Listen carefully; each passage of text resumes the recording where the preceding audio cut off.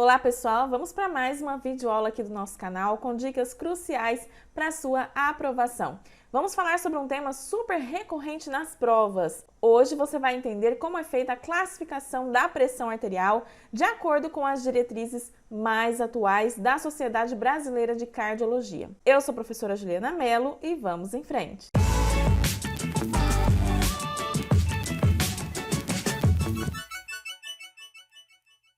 Bom, pessoal, como eu falei para vocês, nós vamos aqui ver a classificação da pressão arterial. Mas antes, já vou pedir para você ir aí se inscrevendo no canal, ative as notificações, siga a nossa página lá no Instagram. Se você pode, seja membro e assim você contribui, para que eu consiga estar aqui sempre trazendo novos conteúdos para você. E também corre para o nosso site para você conhecer as nossas apostilas digitais em PDF, nossos materiais que são focados na sua aprovação nos concursos públicos e residências em enfermagem e demais áreas da saúde. Lá no nosso site você vai encontrar materiais de legislação do SUS, políticas de saúde, epidemiologia e conhecimentos específicos de enfermagem. Todos com a teoria completa e atualizada, dicas, além de questões também para você treinar sobre os temas.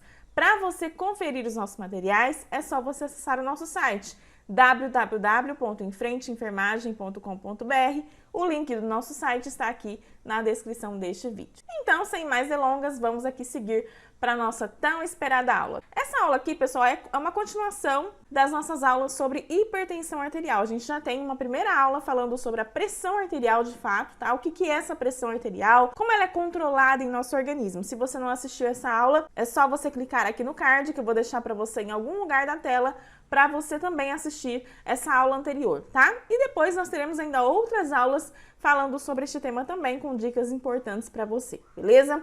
Em relação aqui, pessoal, à classificação da pressão arterial, nós tivemos uma alteração em 2020, importantíssima, pelas diretrizes da Sociedade Brasileira de Cardiologia, tá? Então, a gente está trabalhando com as diretrizes mais atuais que a gente tem, da 8ª diretriz da Sociedade Brasileira de Cardiologia, que é de 2020, tá? Se a gente tiver alguma mudança, vou trazer aqui depois para vocês também, beleza? Se a gente está falando, de classificação da pressão arterial, a gente está falando dos critérios, para a definição diagnóstica de hipertensão arterial. Como é que a gente sabe que o indivíduo é hipertenso, tá? A gente tem formas, classificação para isso. Bom, pessoal, quem é considerado, então, um hipertenso? Ah, é fácil, é aquela pessoa que tem uma pressão 14/9 ou 140/90. Essa seria a forma mais comum, da gente definir um paciente hipertenso, tá? Mas vamos formalizar isso e deixar isso mais claro e mais aprofundado para você. Bom, pessoal, então quem é considerado hipertenso? São considerados hipertensos aqueles indivíduos que têm uma pressão arterial sistólica maior ou igual a 140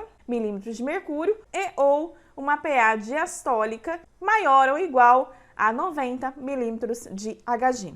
É muito importante aqui você entender essa relação, tá? De e ou, beleza? A gente está falando de uma relação aqui entre essas duas pressões arteriais, tá? Esse símbolo aqui que eu coloquei para você é justamente essa relação, tá? De e ou. A gente vai considerar um paciente hipertenso quando ele tem, por exemplo, tá? Essas duas pressões aqui, nesse valor, maior ou igual a 140/90. Porém, se caso ele tiver apenas uma dessas pressões arteriais elevadas, tá? Ele também já vai ser considerado um indivíduo hipertenso. Então, vamos supor que a gente está falando de um paciente que tem aqui uma pressão arterial de 152, tá? Milímetros de Hg por 89 milímetros de Hg. Se a gente for falar na linguagem comum, a gente diria que esse paciente é um paciente que tem uma pressão 15/8, mas aqui você é profissional de enfermagem, você vai falar o valor exato, tá? Que é 152/89 milímetros de Hg. O que a gente vê aqui? Que na PA sistólica desse paciente, que é justamente esse 152, nós temos uma alteração, que é justamente um critério aqui de classificação dessa hipertensão, porque 152 é maior ou igual a 140. Ao passo que 89, que vai ser aqui a PA diastólica desse indivíduo, está abaixo de 90 milímetros de Hg, que nós não temos alteração de valor, Nós tivemos alteração aqui somente da PA sistólica. Mas como nós vimos aqui, essa relação entre essas duas alterações de pressão arterial é de E ou, então, se eu tiver apenas um desses valores alterados, dentro desses parâmetros, né, maior ou igual a 140 na sistólica ou maior ou igual a 90 na diastólica, eu já tenho um indivíduo hipertenso, tá? Porque a gente vai considerar a maior classificação, beleza? Então, aqui a gente já tá falando de um indivíduo que vai ser classificado como hipertensão arterial, beleza? Se eu tiver aqui um indivíduo que tem uma pressão arterial de 146 milímetros de Hg, aqui no caso uma pressão arterial sistólica nesse valor, e a diastólica aqui esteja em 92 milímetros de Hg, tá? A gente vê que tá os dois valores alterados, né? Porque 146 é maior do que 140 e 92 também é maior que 90, beleza? Então aqui também esse indivíduo vai ser classificado como hipertenso. Porém, pessoal, nós temos aqui que diferenciar também, né, a situação em que a gente tem uma hipertensão arterial sistólica isolada ou uma hipertensão arterial diastólica isolada. Aquele indivíduo que tiver uma pressão arterial sistólica aqui maior ou igual a 140 milímetros de Hg e uma pressão arterial diastólica menor que 90 milímetros de Hg, ele vai ser definido como um portador de hipertensão arterial sistólica isolada. Por quê? Aqui a gente tem uma alteração somente, tá, da pressão arterial sistólica. Ela é a única que está alterada, né, porque ela está maior ou igual a 140. Ao passo que a pressão arterial aqui diastólica, ela está menor que 90, né? Ela não está aqui nessa classificação que eu passei aqui para você de hipertensão, beleza? Então aqui o paciente está com uma hipertensão arterial sistólica isolada. Em que situação isso acontece? Isso é muito comum na hipertensão arterial do avental branco ou do jaleco branco, né? Aquela situação que o paciente, só de ver você ali de jaleco no consultório, ele já tem uma elevação da pressão arterial. E na maioria das vezes, essa elevação da pressão arterial do paciente ali é apenas de uma das pressões, ou da diastólica ou da sistólica. Então ele está com uma hipertensão arterial, mas é isolada, é apenas um dos dados que está alterado, porque é uma situação, né, que deixa ele ali tenso, só o fato de te ver de jaleco branco ou de ver o médico, né, no consultório, já começa a ficar preocupado com o diagnóstico, com possibilidades diagnósticas, e isso traz uma alteração ali nervosa no paciente que faz essa alteração da elevação arterial isolada, beleza? A mesma coisa nós vamos ter para hipertensão arterial diastólica isolada. O indivíduo aqui vai ter uma pressão arterial diastólica isolada quando ele tiver uma pressão arterial sistólica menor que 140 e a diastólica será maior ou igual a 90 milímetros de Hg, tá? Então a gente tem uma alteração aqui somente da diastólica. A PA sistólica está normal, está abaixo de 140. Então, nós vamos dizer aqui que esse indivíduo tem uma hipertensão arterial diastólica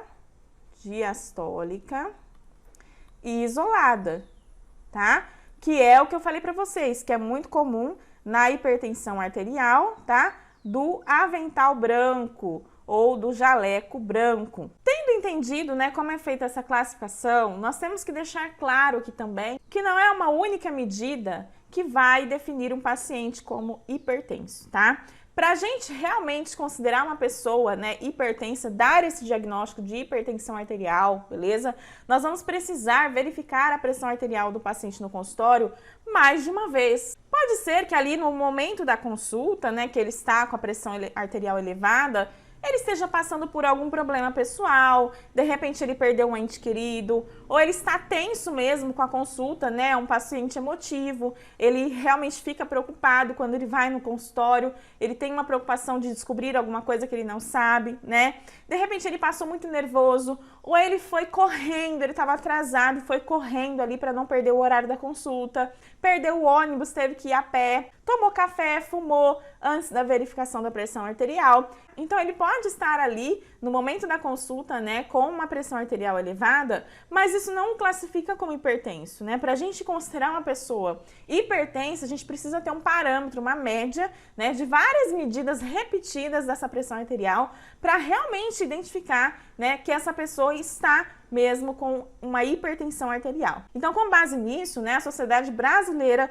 de Cardiologia recomenda que, quando utilizadas as medidas de consultório, o diagnóstico de hipertensão arterial deverá ser sempre validado por medições repetidas, tá? Eu vou ter que verificar essa pressão arterial mais de uma vez, não vai ser só em uma única consulta, tá? Essa verificação repetida vai ser em condições ideais, né? Eu vou precisar, né, de que esse paciente seja instruído para, de repente, no dia seguinte ele voltar, a gente vê de novo essa pressão arterial, mas ele voltar mais calmo, ele voltar sem atrasos, né?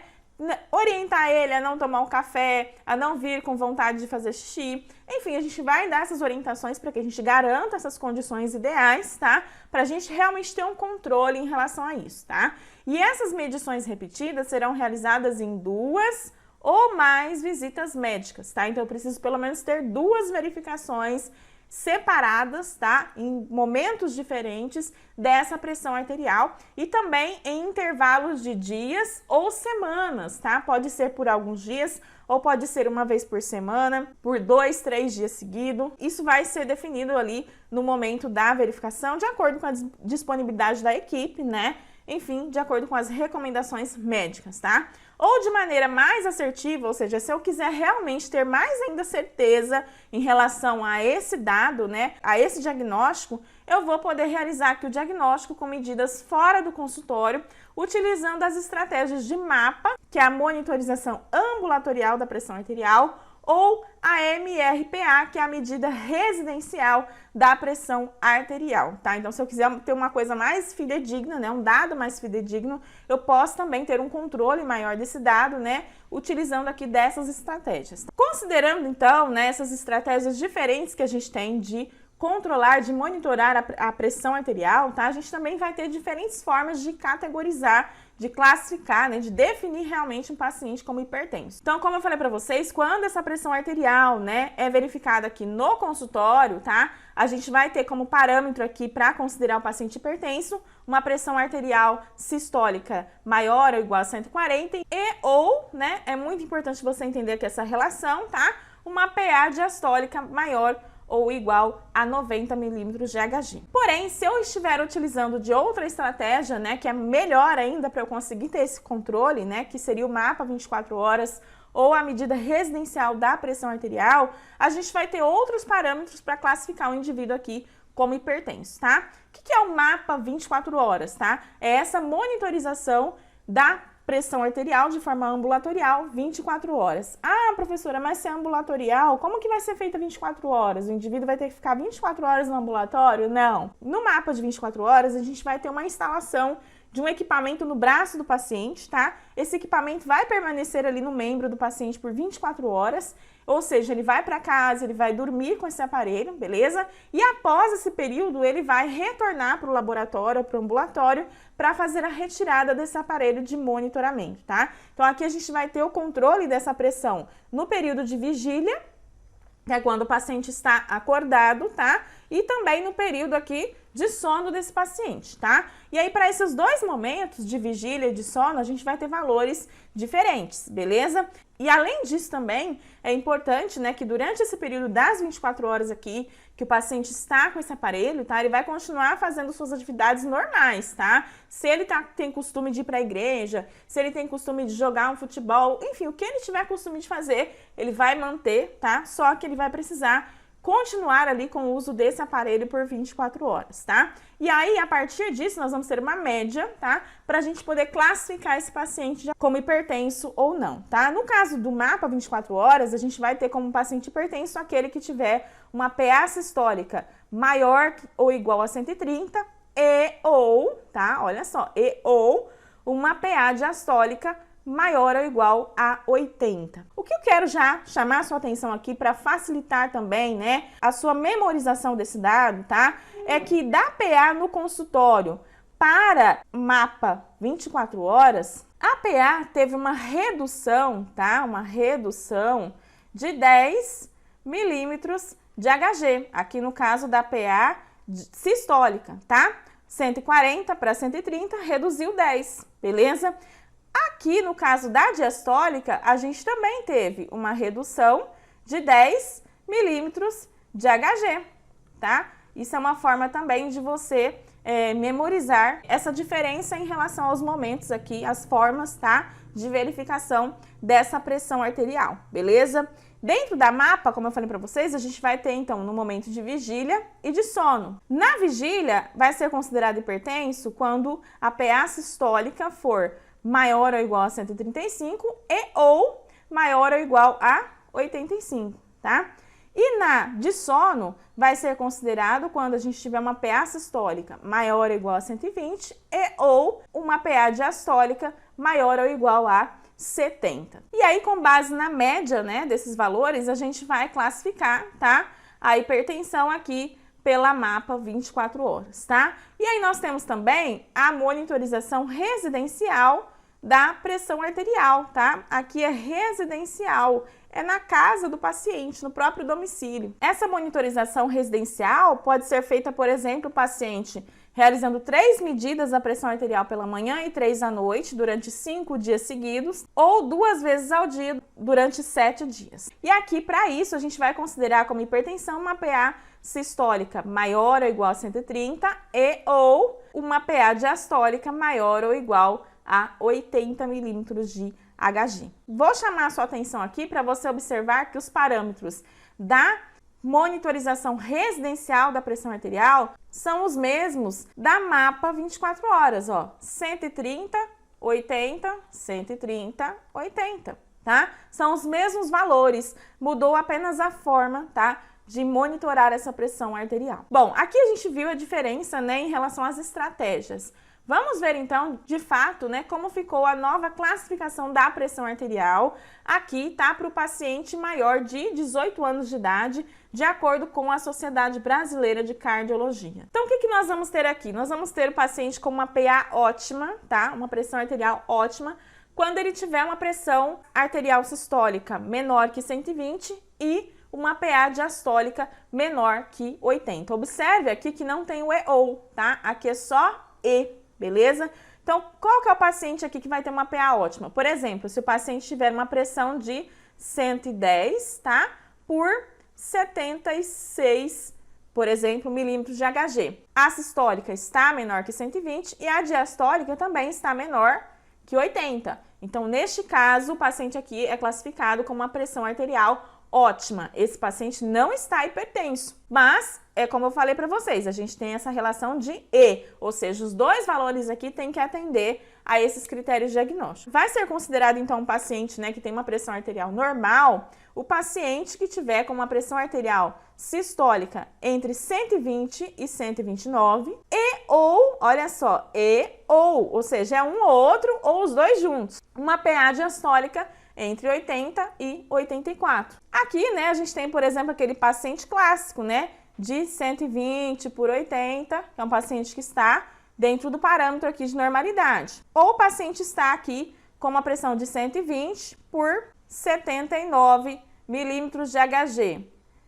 Aqui a relação é de E ou, então um ou outro valor tem que estar dentro dessa faixa, né? Então aqui esse paciente também vai ser considerado ainda como uma PA normal. Na pré-hipertensão, a gente já vai ter um paciente com uma pressão arterial sistólica entre 130 e 139 e ou uma pressão arterial diastólica 85, 89. Então, vamos supor que o paciente está aqui com uma pressão de 130 por 79 milímetros de HG. Ele já tem aqui uma alteração, porque a pressão dele aqui sistólica está entre 130 e 139, embora a outra, né, esteja ali dentro do normal. Mas a gente vai sempre pegar a maior medida, tá? A maior classificação. Então, nesse caso aqui, a gente vai classificar esse paciente como pré-hipertenso. E aí, para a gente classificar de fato como hipertensão, a gente viu que é maior ou igual a 140 na sistólica e maior ou igual a 90 na diastólica. Mas a hipertensão era classificada em estágio 1, estágio 2 e estágio 3, tá?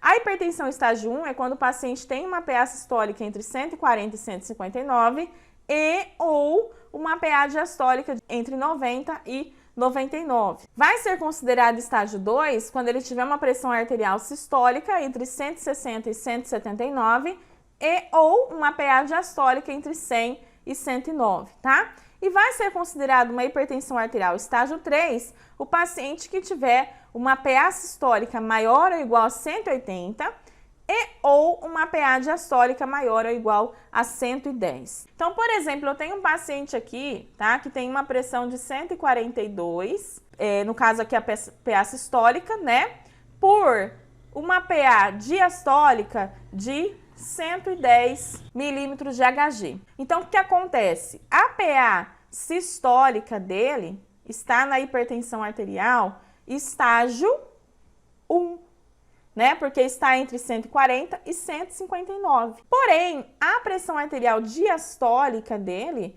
está no estágio 3. Por quê? Ele tem uma PA diastólica maior ou igual a 110. Como que a gente vai classificar, então, esse paciente? A gente vai considerar aqui o maior valor, a maior classificação, tá? Então, esse paciente aqui vai ser considerado um paciente hipertenso, tá? No estágio 3, beleza? Porque o maior valor, a maior classificação aqui é na pressão arterial diastólica. Observe aqui que o intervalo, tá? Na pressão arterial normal é de 5, ó. De 120 para 129, a gente tem um aumento, tá, de 5 milímetros de Hg, tá? Essa relação aqui, ó, da ótima para normal aumentou 5 milímetros de Hg, beleza? O mesmo aconteceu aqui na PA diastólica, ó. A gente teve uma elevação de 5 milímetros de Hg, certo? Agora, em relação à pré-hipertensão, a gente teve um aumento aqui de 10 milímetros de Hg na sistólica, certo? Porém, na diastólica, a gente continua tendo um ganho aqui de 5 milímetros de Hg, beleza? Então, a relação aqui é sempre de acrescentar, né? 10 milímetros de Hg na sistólica, beleza? E 5 milímetros de Hg na diastólica. Agora, na hipertensão mesmo, né, estágio 1, estágio 2 ou estágio 3, a gente vai ter uma diferença aqui. A gente vai ver que a gente tem um ganho de 20 milímetros de Hg na PA sistólica, tá? Observe aqui, ó, que entre 140 e 159 para 160 e 179, a gente teve um acréscimo de 20 milímetros de Hg. Beleza? O mesmo aconteceu aqui também, né? O valor começa em 180, tá? Ao passo que aqui, na pressão arterial diastólica, a gente vai ter um ganho de 10 milímetros de Hg, tá? De 90 a 99 para 100 a 109, subiu 10 milímetros, beleza? E depois também, para um valor maior que 110, também aumentou aqui, ó, 10 milímetros de Hg, beleza? Então, é muito legal você ter essa diferença, tá? Aqui a gente tem uma relação de 10 e 5 nessa parte de cima, tá? Considerando aqui. E depois aqui embaixo a gente teve um ganho de 20 na PA sistólica e de 10 na diastólica. Então, dobrou os valores, tá bom? Isso também pode te ajudar de alguma forma, tá? A memorizar esses dados, beleza? Se você gostou desse vídeo, já deixa o seu like e compartilhe com seus amigos. Um beijo e eu te vejo aqui na nossa próxima videoaula.